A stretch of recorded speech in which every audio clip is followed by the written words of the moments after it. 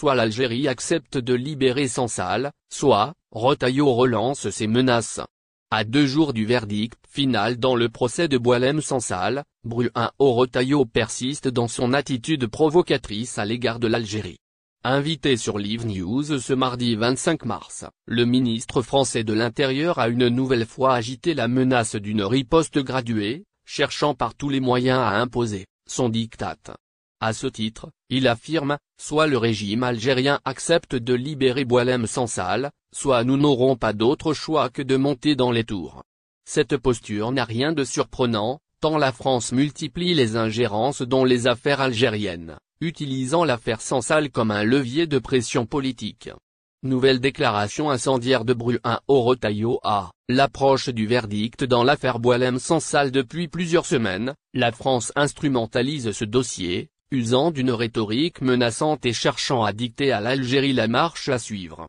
Cette fois encore, Retailleau tente de manipuler l'opinion en avançant des accusations controversées, prétendant que Boualem Sansal a été privé d'un avocat de son choix.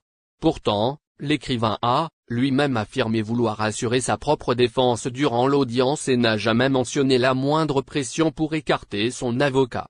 Ce narratif sert un agenda bien précis, qui vise remettre en cause la souveraineté judiciaire algérienne et entretenir un climat de tension entre les deux pays. France-Algérie, les menaces de Retailleau, une stratégie vouée à l'échec. L'Algérie maintient sa position face aux pressions extérieures et réaffirme son indépendance judiciaire. Bruno Retailleau, en réitérant ses menaces de monter dans les tours, poursuit une rhétorique qui suscite des réactions, y compris en France. L'archevêque d'Alger, Jean-Paul Vesco, a d'ailleurs souligné que ce type de pression ne sert pas Boualem Sansal et complique toute issue favorable, ajoutant que l'Algérie ne se laissera jamais dicter une règle de conduite. Alors que le verdict est attendu le jeudi 27 mars, l'Algérie suit cette affaire avec fermeté.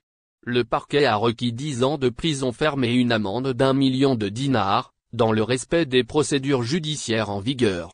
Malgré les gesticulations de Retailleau et de certains cercles hostiles à l'Algérie, la justice algérienne poursuivra son travail en toute indépendance.